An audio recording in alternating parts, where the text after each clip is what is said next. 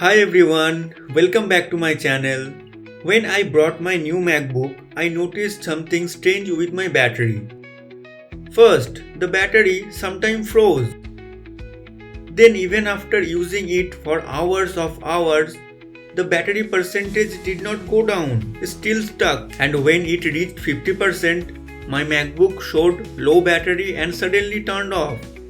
So today, let's see why this happened and how to fix it easily.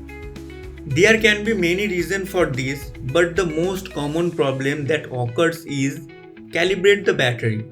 So let's talk about how to fix it.